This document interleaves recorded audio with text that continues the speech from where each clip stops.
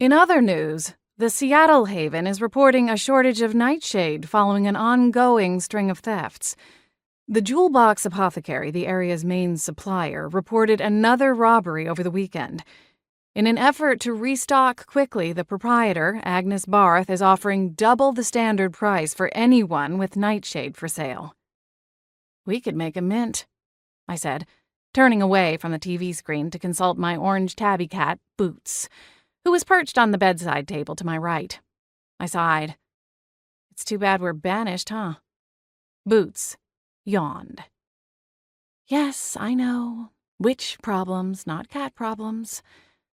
I swung my legs off the bed, stood up, and stretched my arms over my head as the nightly news reporter for the Witch Wire moved on to celebrity news. She was fangirling all over Petra, the hottest new pop star, who, as it turned out, was also a witch. The entire country was captivated by her, although I suspected that had more to do with her magically enhanced assets than her singing prowess. Regardless, she was making a splash in both the human and supernatural worlds. I, however, was not interested. I waved a hand at the cabinet opposite my four-poster bed, and the TV silenced. The birch doors slid shut to conceal the device. According to the clock that was squished between Boots' furry rear end and the lamp, it was nearly midnight. I had to be up for work in less than 5 hours. I scratched Boots' head, and he opened his shimmering amber eyes. "What do you think, Boots? Time to—" I stopped mid-sentence and cocked an ear toward a sudden sound outside my bedroom window that overlooked a carefully cultivated rose garden. A scratching sound, followed by 2 thumps.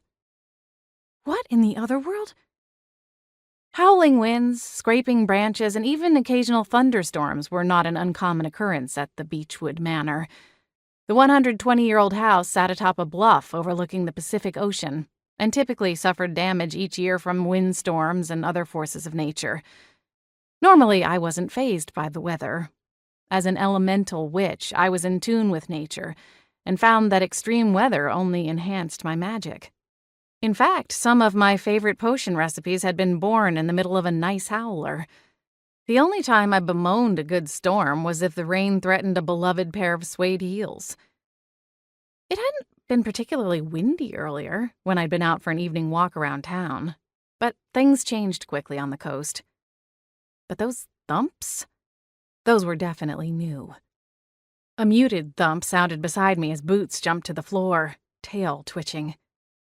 As my familiar, he fancied himself something of a guard cat and had obviously heard the disturbance outside the window, too. "Boots!" I hissed, but all I saw was a tawny-colored rear end snaking through the bedroom door and out into the hallway.